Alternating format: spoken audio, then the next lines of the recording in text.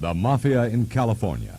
If you're from the East Coast, we don't have it as bad here as it is back there, but we do have it. In fact, KGO News has learned the identities of scores of Mafia members and their associates who are active throughout the state, in everything, including murders. I think I shot this guy once and this guy 4 or 5 times. Who's this guy?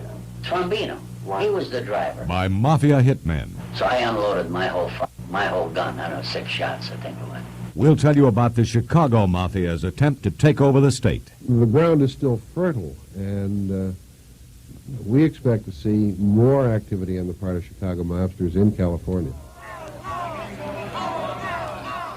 And we'll tell you why that little bet on the 49ers in the Super Bowl may not have been so innocent. I think there's still a pervasive influence in the loan sharking and gambling areas. We'll also tell you how the Mafia infiltrates legitimate businesses. We'll name the Bay Area companies they control.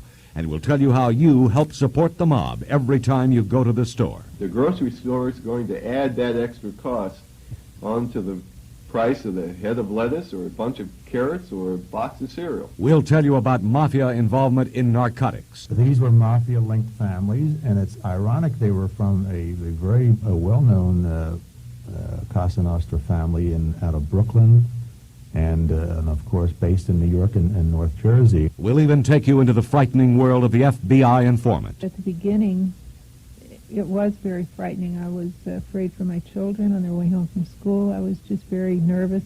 You know, there's a lot of little things when you come into this thing that you never reveal to nobody, because if you do and they find out, you're going to get killed. But despite the fear, the hitmen, the conspiracy of silence, we've uncovered a shocking story. A story we'll reveal all this week on the Mafia in California, the dark side of paradise. Like a fighter who strikes a blow and then lets his guard down, California is vulnerable.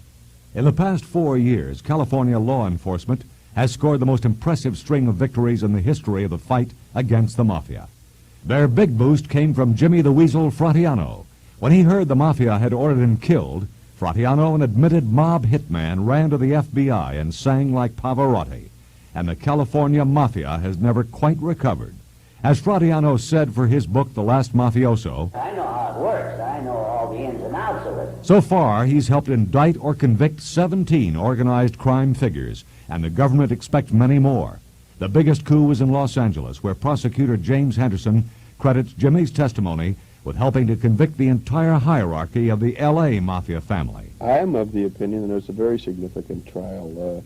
I think it's the first time that so many high-ranking members of an organized crime family have been convicted at one setting. Meanwhile, the Bay Area's most famous Mafia figures were having problems of their own.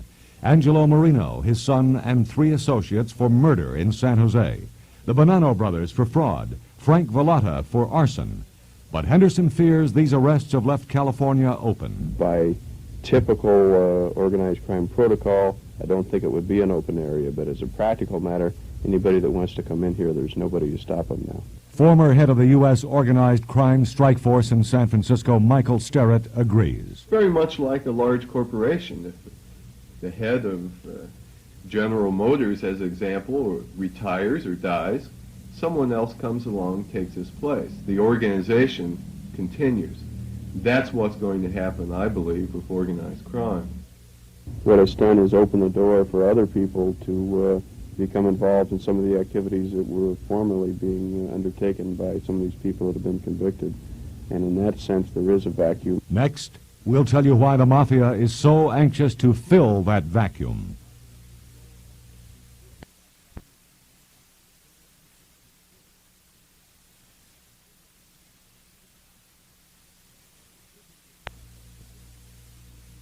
It shouldn't surprise us that the Mafia is interested in California. The mob likes this state for the same reasons we do. The weather is mild, the scenery is beautiful, and the economy is rich. I think you have all the makings of that kind of reward, that if you can just get in there and control it, that the profits to you would just be tremendous. That's Michael Sterrett. He's the former chief of the federal government's organized crime effort in the Bay Area.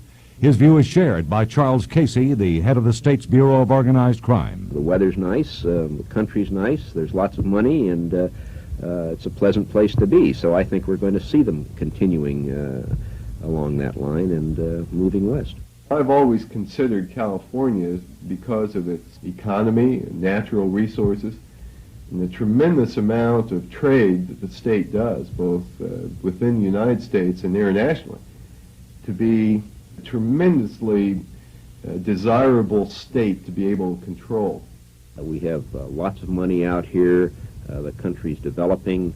We have a lot of business that's booming. If they're looking at us now like I think they are, they're trying to figure out the best way to make the approach, who to send in, what areas to get involved with.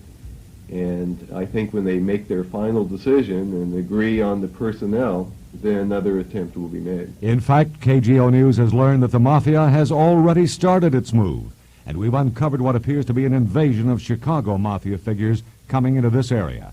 At stake are the billions of dollars that are extorted, stolen, and swindled from the people of California every year, including money made from gambling, loan sharking, narcotics, and pornography.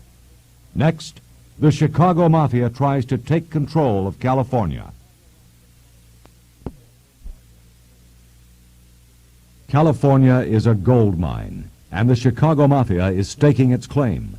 Charles Casey, head of the State Bureau of Organized Crime, says Chicago mobsters have been moving into this state in a steady stream. I think they'll continue to come on out here. Chicago happens to be an area from which we've noted a number of them have come from. I don't see them stopping to come out here. It's too attractive. Michael Sterrett, former head of the Organized Crime Strike Force in San Francisco, agrees. There is an interest, a continuing interest in California by organized crime groups in the Midwest and the East Coast. I think we still may be in a little bit of a wait-and-see period. I don't think that period's going to last a whole lot longer. James Henderson, the head of the strike force in Southern California, says the move has already started down there. We see considerable evidence of people from outside, from New York and Chicago and other places, coming into Southern California to try to take over some of these kinds of illicit activities, and that's a continuing concern of all law enforcement authorities. Henderson says the Chicago Mafia's interest in California goes back a long time. There was testimony by Mr. Fradiano which indicated that the Los Angeles organized crime family was answerable in many respects to the Chicago family, and I think that kind of relationship is probably still ongoing today. And in an exclusive interview from Chicago, Bill Lambie of that city's crime commission tells us the Chicago mob is active all over the West, including California, all apparently controlled from a base in Las Vegas. At one time, they controlled at least 5 casino operations out there. They have infiltrated the Phoenix area. They are closely connected with the mob in Kansas City. Next, we'll tell you about the top Chicago Mafia bosses who have moved to California.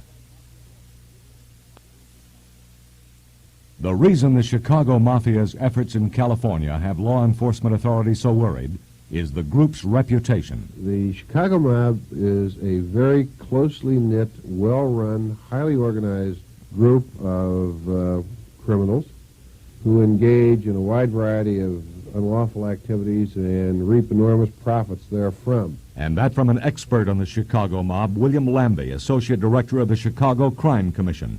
And he tells KGO News the Chicago Mafia is more like a business than a family. They are not, again, unlike some of the Eastern families, exclusively Italian.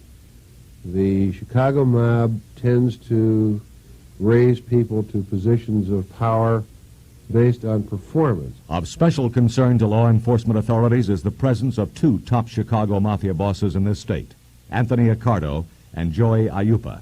Number 1, Anthony Accardo, also known as the Big Tuna. He's described as the chairman of the board of the Chicago family. He's sometimes called Joe Batters because of his talent with a baseball bat as an enforcement tool. His Mafia credentials date back to 1929, when he was a bodyguard for Al Capone, and he's suspected of being one of the gunmen in the infamous St. Valentine's Day Massacre. He now lives in Palm Springs. Number 2 is Joey Aiuppa, a.k.a. Joey O'Brien, Accardo's new neighbor. One organized crime expert calls him the chief executive officer of the Chicago mob.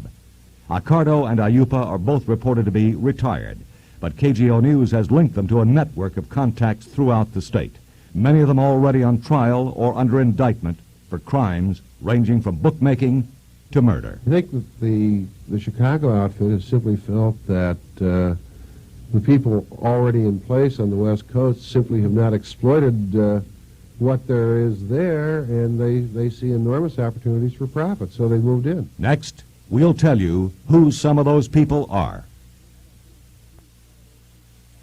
The Mafia has tried to move into California in the past, but it failed. Michael Sterrett, the former head of the organized crime strike force in San Francisco, predicts the next try will be better planned. The reward at the end is still there and is growing every day. And I believe this time that they're going to send in some people who are a little more experienced and can possibly handle things better than in the past. But KGO News has learned that the Chicago Mafia has already established a network throughout the state. Investigators credit Chicago mobster Anthony Spilotro with setting up the contacts. Bill Lambie of the Chicago Crime Commission gave us some of the names in this exclusive interview from his Chicago office. A guy named Joey Hansen, who lives in Marina Del Rey in California, has been widely reported as a Spilotro associate, very close associate.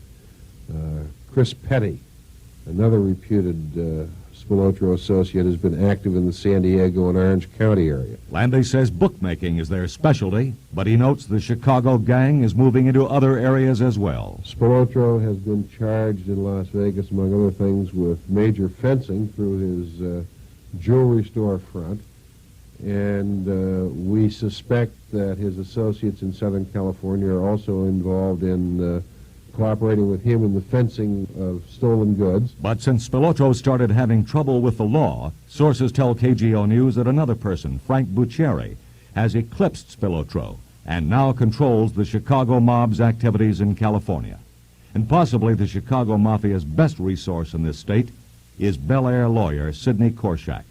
Law enforcement authorities say he is the key link between organized crime and big business. And one former FBI agent we talked to calls him the most powerful man in the West, if not the country. We've got plenty of these people in the Bay Area, too. Next installment, we'll tell you who they are.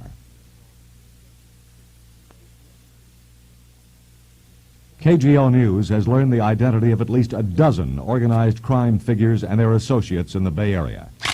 James Lanza, the godfather of San Francisco. He lives in Hillsborough, but is considered retired. The Bonanos, Joe Jr. and Salvatore, the brothers with the fine Mafia pedigree. Sons of one of the Mafia's most famous members, Joe Bonanno Sr., once the highest-ranking Mafia boss in the country. But the sons don't appear to have inherited much of the old man's savvy. They are currently awaiting trial for defrauding elderly homeowners. Angelo and Salvatore Marino, another father and son act from the South Bay. Angelo owns the California Cheese Company and is the top Mafia member in San Jose. Both father and son are currently on trial for murder. Joseph Piazza, also charged with murder. Piazza is a former burglar with international Mafia connections.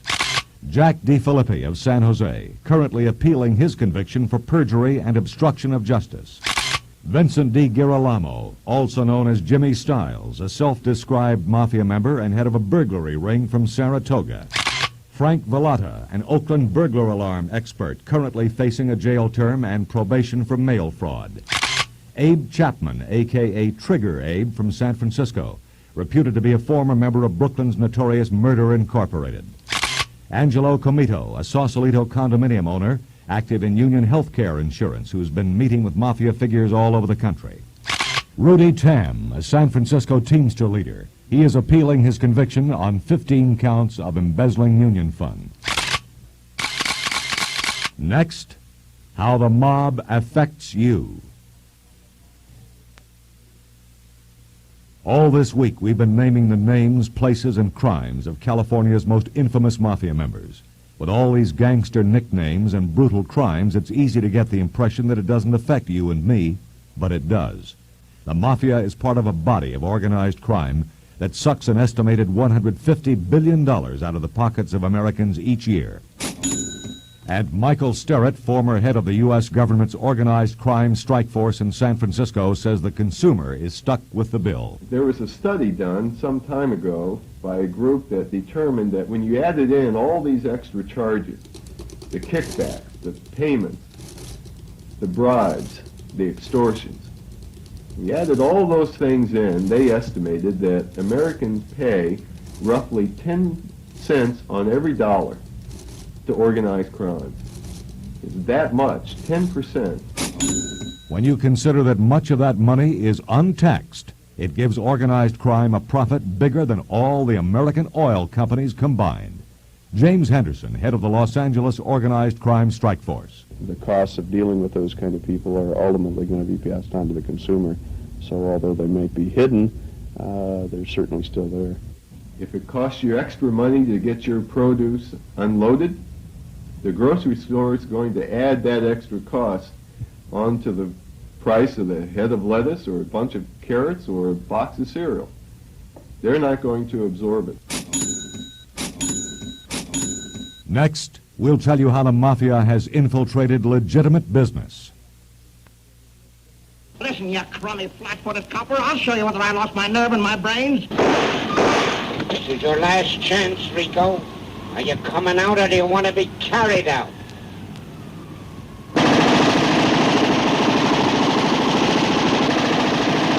The Mafia doesn't have much use for tough-talking, quick-shooting hoods anymore. Now the mob's most important members are its financial advisors, who invested Mafia money in thousands of legitimate businesses. These days, with the tremendous amounts of money being made in the drug traffic, gambling, the more traditional vice activities, there are lots of large sums of cash that need to be invested. Michael Sterrett, until last summer, he headed the U.S. government's organized crime strike force. For them, it's an excellent way to use the money they've obtained. The difference, of course, is that their funds were derived in the first place from their criminal activities, where you and I have to work to get ours. James Henderson is the strike force attorney in Los Angeles. Legitimate business can be a very convenient money wash, or it can be carried on with means of competition that you and I might not find particularly kosher, or it can be carried on in a legitimate manner and provide a very effective front. And Charles Casey heads the state's Bureau of Organized Crime. We have lots of money out here. The country's developing.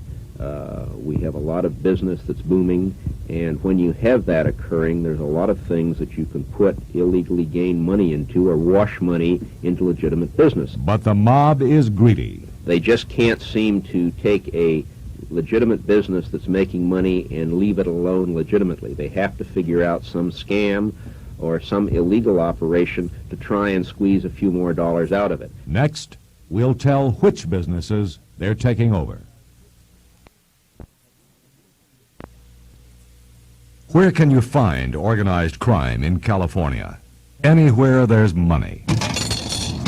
They do like cash businesses. Michael Sterrett, former head of the Organized Crime Strike Force in San Francisco. Now he advises companies on organized crime and security matters. Those businesses, in the past at least, have included things like vending machine companies, bars, entertainment-type businesses, virtually anything where the customer pays with cash and not with a credit card or with a check. The head of the State Bureau of Organized Crime, Charles Casey, cites many of the same businesses. Into some areas of legitimate business they've gotten into, such as the restaurants, certain real estate enterprises, wholesale food distribution, that type of thing. They also like businesses where the future looks bright. We know there's been some involvement with organized crime in the banking industry, in the natural resources industry, and some of the more exotic and fast-growing firms in the Silicon Valley. Anywhere they can get a good return on their money. That's what we tend to see out here, is money illegally made in the East moving west to be invested in legitimate operations. Next, we'll tell you about the Bay Area businesses they control.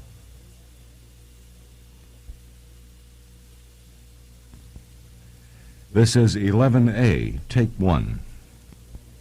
The problem with the mafia taking over legitimate businesses is they don't stay legitimate for long. The criminals who have that ownership or an interest in the business will then begin to operate that company the same way they conduct their criminal activities. That is, if a competitor is giving them problems, instead of simply trying to be more efficient and to beat the competitor in a legitimate way, sometimes they simply beat the competitor. That's Michael Sterrett, former chief of the U.S. Organized Crime Strike Force in San Francisco. One Bay Area company with mafia connections is the California Cheese Company. If you like Italian food, you've probably tasted their product. The brand name is Precious, and you can find the mozzarella vacuum-packed in 8 and 16-ounce hunks in just about every supermarket in the state. The Precious ricotta cheese is also a big seller. It is owned by one of San Jose's ranking mafia members, Angelo Marino, and bought with money made off the rackets in Pennsylvania.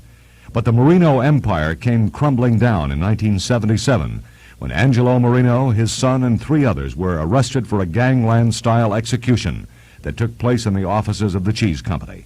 If there's a hero in the fight to keep the mafia out of legitimate business, then it must be Lou Peters. When a mysterious buyer offered him twice what his Lodi, Pontiac, and Cadillac dealership was worth, instead of taking the profit, he went to the FBI. When the buyer turned out to be mafia figure Joe Bonanno Sr., the Bureau wired Peters for sound. For the next 2 years, he became a mafia informant. He's a very straightforward person, a very believable person, I guess a tremendous actor. He could get close to people. That's Marilyn Peters, Lou's widow. He died a few months back of cancer, but not before telling the FBI about the mob's plans for the Central Valley. I think they wanted to come into the valley and buy agencies. He mentioned something about motels, and I suppose they just wanted to put their money into honest businesses. Lou Peters' honorary FBI badge still hangs in the living room, and Mrs. Peters still points to it with pride. But she looks back on those 2 years with apprehension, comparing it to what it must have been like for the hostage wives. I didn't realize that I felt that way until I saw them on their year's anniversary. They interviewed some of the hostage wives, and they said it's hard to pick up where you left off going through a period of time like this when you do live under a lot of tension, and it's just hard to pick up. And the deals get even bigger. Again, Michael Sterrett. Other very large companies have been involved in one way or another with organized crime. Again, as I say, not usually by choice, but by waking up one morning and discovering that over the last several months or years, there had been a systematic attempt to infiltrate that business. And a Bay Area business with curious connections is the Eastmont Mall in Oakland. The majority partner is Alan Glick. Glick made an amazing leap in just 5 years from a $200 a week salesman to Nevada's second largest casino owner. Only Howard Hughes was bigger. Mafia hitman turned informant Jimmy Fratiano says he's connected to the Chicago Mafia. Glick has been accused of allowing skimming from his casinos. According to statements on file in the fictitious business names department of Alameda County, one of his partners is Al Davis, owner of the Oakland Raiders. Next, gambling and the mob.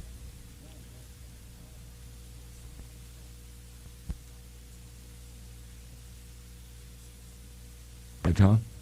Okay, this is 12A, take 1. Okay, here we go again on 12A. We have been telling you how the Mafia has managed to infiltrate all kinds of California businesses. But while it's true today's slicker mobsters often hide behind seemingly legitimate fronts, we mustn't forget the mob's old standbys, gambling and loan sharking. There's been a lot of involvement in things like illegal gambling and loan sharking and extortion activities. I don't think any kind of illicit schemes are immune from participation by people involved in organized criminal activity. James Henderson, the government's top organized crime expert in Los Angeles. And if you put a bet on the 49ers in the Super Bowl with a friend, that's one thing. But if you made the bet in a bar or to a strange voice over the telephone, you might want to know some of the people you may have been dealing with. Here's Michael Sterrett. Until last summer, he was the head of the San Francisco Strike Force. In this city, like in every city in the United States, anybody above the age of 5 can find a football pool card during the professional football season. In many cities, it's a locally run operation. The profits are tremendous. The number of winners are few. KGO News has uncovered a gambling network that is anything but locally controlled. In fact, we've traced the roots back to Chicago. Bill Lambie, the Associate Director of the Chicago Crime Commission, says gambling is an old favorite of the Chicago mob. The major financial source is illegal gambling activities. That gives them their largest single cash flow source. Closely connected with that, of course, is loan sharking, which follows illegal gambling activity. KGO News has obtained an FBI memo that links several California Mafia members to illegal sports betting, including Chris Petty, identified earlier in this series as the Chicago mob's top man in San Diego. We're not talking about change here. Illegal gambling took in an estimated $4 billion in 1974. Who knows how much now? But while the profits can be dazzling, the risks are high. Take the case of Thomas Whitey Green. Police sources say he was perhaps the Bay Area's biggest bookmaker until last June, when the police responded to a call at the fashionable Livermore house owned by Green and his wife Alice. Alice Green was found lying on her back. She had been bludgeoned and stabbed repeatedly, and Thomas Green was found face down with a single bullet wound to the top of the head. That's Detective Robert Teddy of the Livermore Police Department. Speculation is Alice Green might have been stabbed with an ice pick. The police still don't know if Whitey Green's murder is related to his gambling empire. Next, sex and the mafia.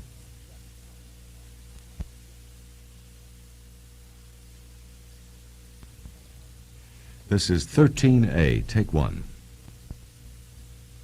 Okay, Tom, here we go, 13A. The sex business has been a favorite of the mafia for years. The mob figures most pornographers and prostitutes are shady enough themselves that they won't run to the cops when asked for payoffs and protection money.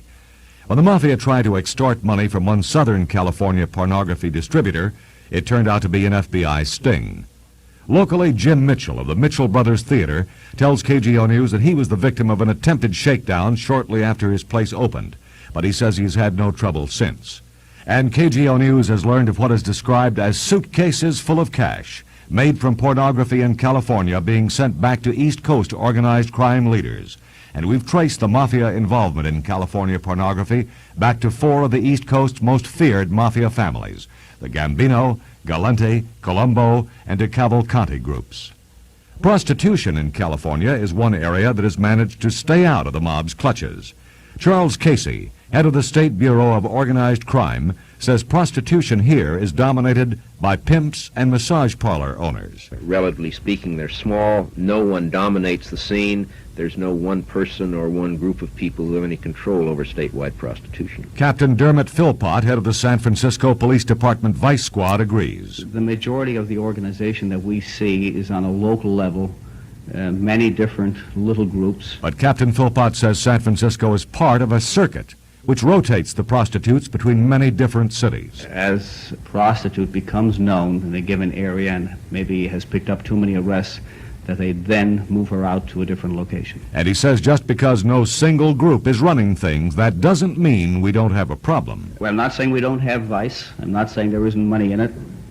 But there seems to be so much of it, maybe there's room for everybody. Next, the mob deals drugs. It has been said that the mafia is not interested in drugs, that the heat is too intense, the penalties too severe. But KGO News has obtained FBI memos and government reports that show the mafia is involved in the California narcotics trade.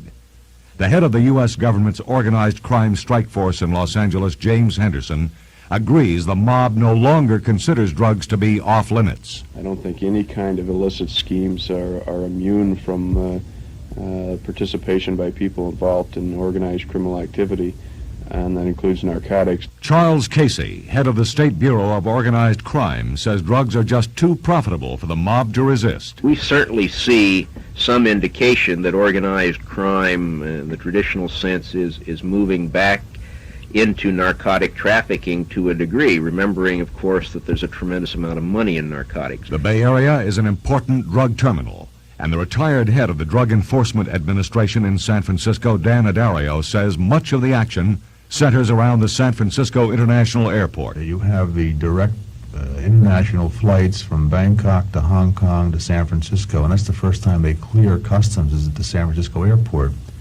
So it's the obvious direct route to smuggle heroin in from Southeast Asia. Bill Lambie of the Chicago Crime Commission says the mafia back there is showing an interest in the California drug business. They are more and more involved in either financing or directly dealing in high-quality dope, primarily cocaine and high-quality marijuana, which has become enormously profitable. Adario agrees the mob seems to be specializing in high-quality drugs. Today, the mafia is looking at and are involved in the cocaine smuggling, the financing of the cocaine, the laundering of the money. That's where a lot of bucks are coming in. The motherlode chips of marijuana and things like that coming out of Colombia. And KGO News has learned that the FBI has received information linking several Northern California mafia figures and members of the Hells Angels to a cocaine smuggling ring.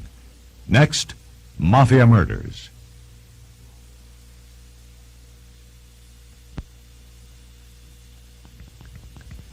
Okay, 15A, take one. For the most part, the mafia has done its killing outside the state of California.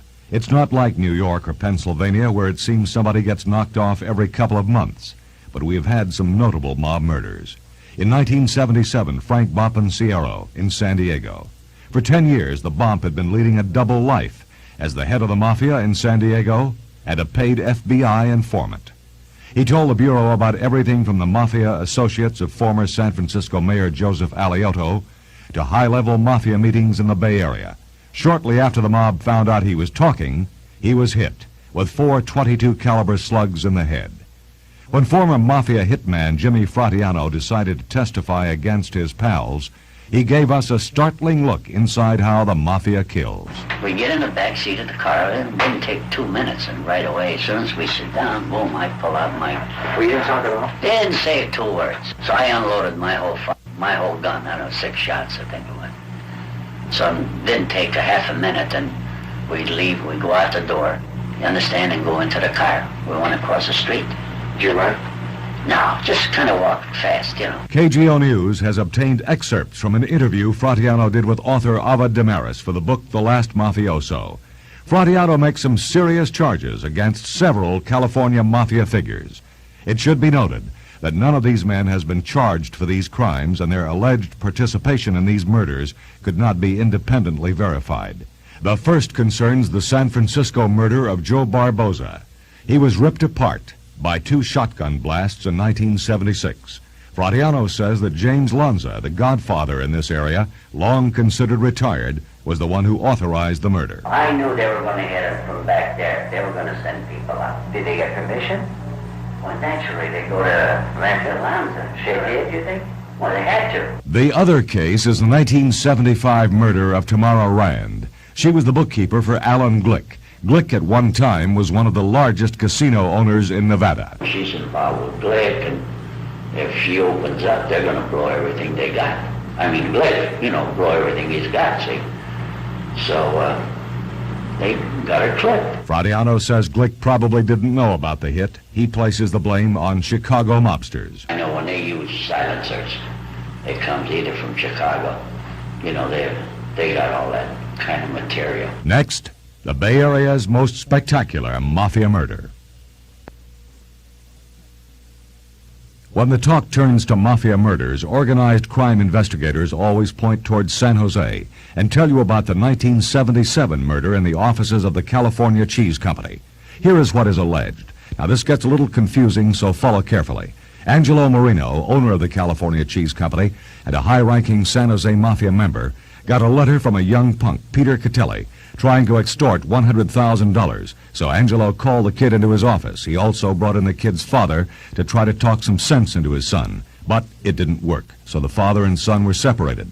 And then the father heard a shot in the next office. He rushed back in and found his son lying on the floor. He knelt at his son's feet, saying the Lord's Prayer, when he felt a blast point blank in the back of his own head. Still conscious but bleeding, the father feigned death even as he was dragged face down the stairs leading from the cheese company offices. He was thrown into the trunk of his own car. His dead son heaved on top of him.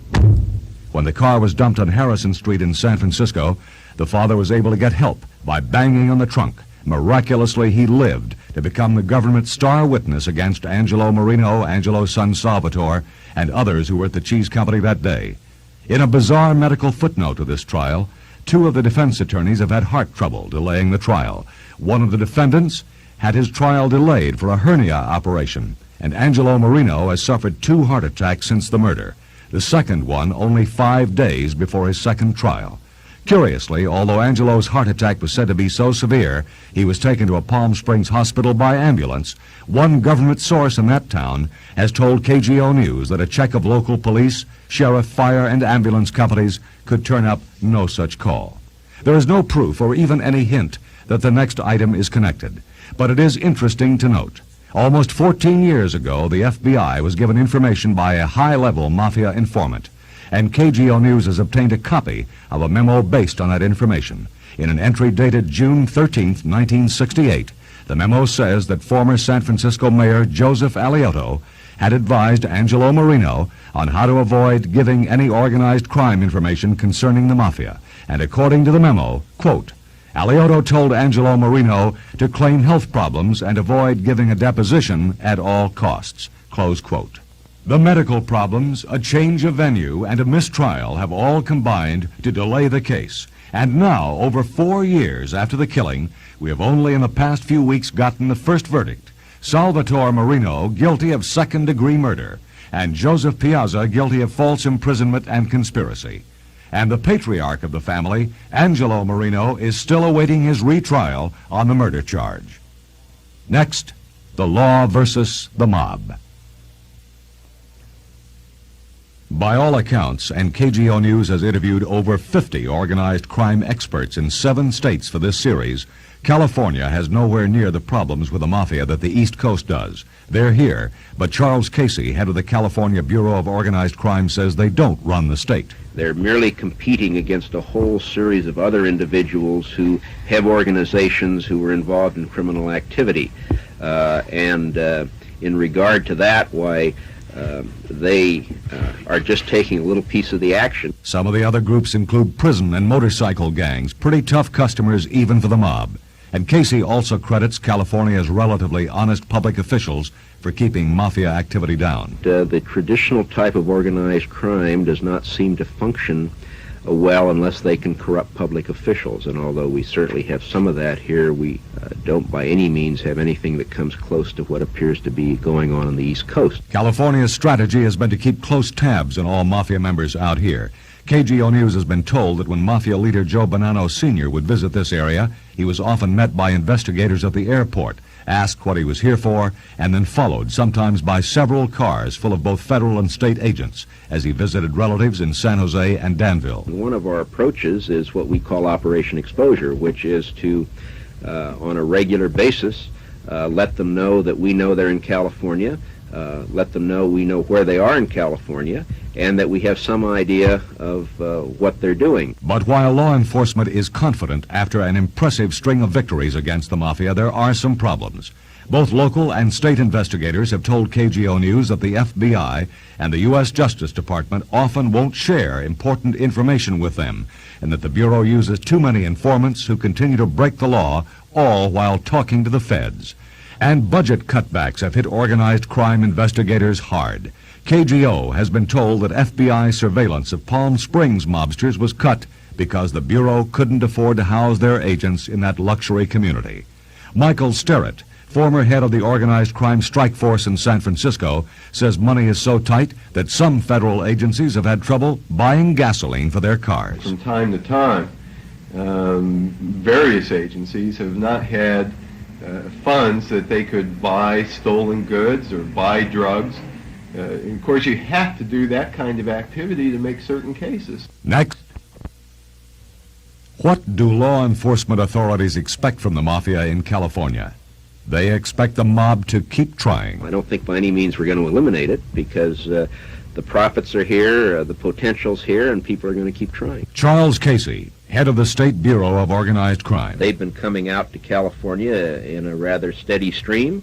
They're going to continue to come out, and if we don't know who they are and where they are, and if we don't take appropriate action, then they're going to overrun us. The former head of the U.S. government's organized crime effort in California, Michael Sterrett, agrees it's important to stop them before they get established. If that foothold takes place, then we may see ourselves 30 years from now in a position like many of the East Coast cities are in today. Ironically, the thing that makes us broke makes mobsters rich, a bad economy. Law enforcement authorities say that even when money is scarce, people still find a way to afford gambling and drugs, and the hard times turn some people desperate. You're going to have an increase in the number of people who decide, against their better judgment, to take that chance and to take that loan from the loan shark and hope that they can pay it back. And Casey says economic problems sometimes push people into shady investment schemes. As dollars get tighter, people are more concerned about spending them, and of course are going to be looking around for the best deal they can. One person who thinks the mafia's power is declining is former mob hitman Jimmy the Weasel Frattiano. I think it's on its way out. Speaking with author Ava Damaris for his book The Last Mafioso, he says the mob is being torn apart by dissension. Money is the big problem, greed. Why? And if any killing to be done, the soldiers do it. Who makes the bosses? But the soldiers, right? So don't you think the soldiers are entitled to something? I've seen in New York, I've seen guys didn't have money to eat. They don't put them on a payroll. But Strike Force attorney James Henderson isn't so optimistic. It's a very attractive area for a number of reasons, and I think you're always going to have some problems here. I guess the bottom line is really whether it's going to be one that can be controlled or not. Whether it can be controlled is indeed the question. For the past 2 weeks, we've been telling you what happens when it's not controlled. The drugs, the gambling, the corruption of legitimate business, and the murders. Clearly, the costs are too high if we fail.